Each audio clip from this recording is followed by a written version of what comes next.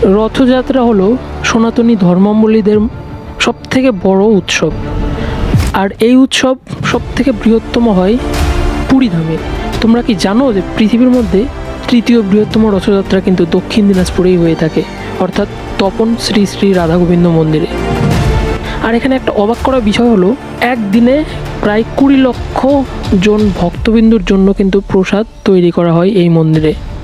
তাহলে চলুন ঘুরেই আসা যাক এই মন্দির প্রাঙ্গণ থেকে। নমস্কার বন্ধুরা, একটা নতুন ভিডিওতে সবাইকে স্বাগতম। তো আশা করি তোমরা সবাই ভালো আছো। তো আজকে যেহেতু রথযাত্রা, তো চলে আসলাম তপন শ্রী শ্রী রামগোবিন্দ মন্দিরে। আর এখানে কিন্তু আমাদের জেলার সবথেকে কিন্তু বড় কিন্তু রথযাত্রা উদযাপন করা হয়।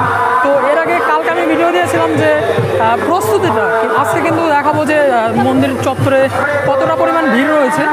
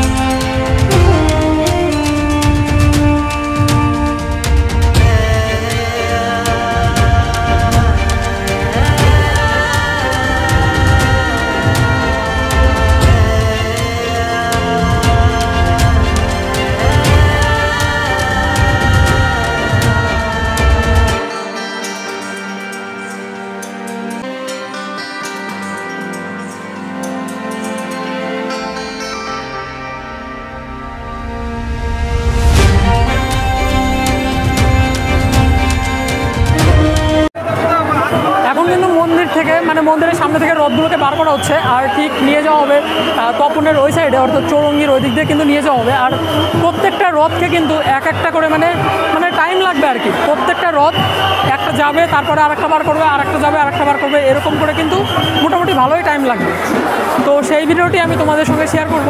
আর এই যে দেখতে পাচ্ছ, শেখর এখানে কিন্তু ফোন থেকে ভিডিও করছে। আর কী বলবো, বলার কিছু নেই। আর সামনের দিকটা দেখো, ভিড়টা জাস্ট মানে কি বলবো, বৃষ্টির পরেও এরকম যে ভিড়, তো এটা হচ্ছে কি বলবো, ভালোবাসা না থাকলে এটা হয় না। সমস্ত ভক্তপ্রাণ মানুষকে জানাই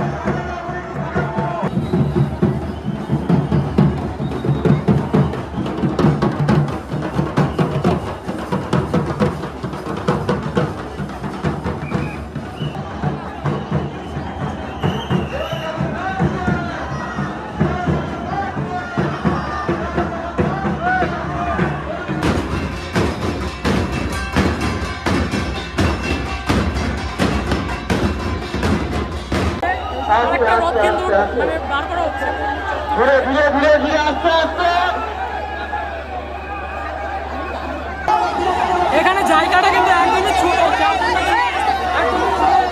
একটু অসুবিধা হচ্ছে। আর জায়গাটা যদি একটু বড় থাকতো এই প্রবলেমটা হতো।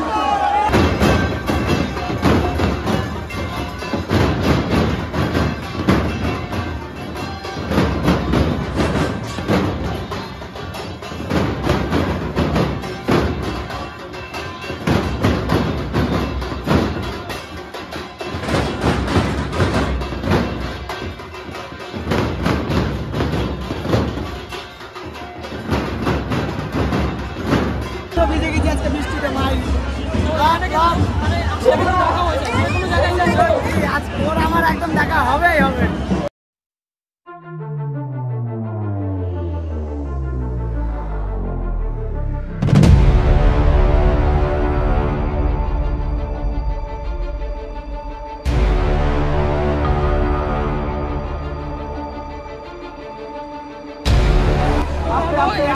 শেষ রথ ওদিকে নিয়ে যাওয়া হচ্ছে। আর ঠিক 7 দিন পরে কিন্তু আবার উল্টো রথ হবে। তোমরা যারা এবার আসতে পারোনি অবশ্যই তোমরা কিন্তু উল্টো রথে একবার চান্স নেবে, কারণ এখানে তোমরা দেখতে পাচ্ছ প্রচুর ভক্তবিন্দু কিন্তু আছে। আর এটা কিন্তু উত্তরবঙ্গের সব থেকে মানে বড় রথযাত্রা এখানেই হয়। আর এটা আমি জায়গাটা বলে দিই, এটা হচ্ছে তপন রাধা গোবিন্দ মন্দির, দক্ষিণ দিনাজপুর অবস্থিত।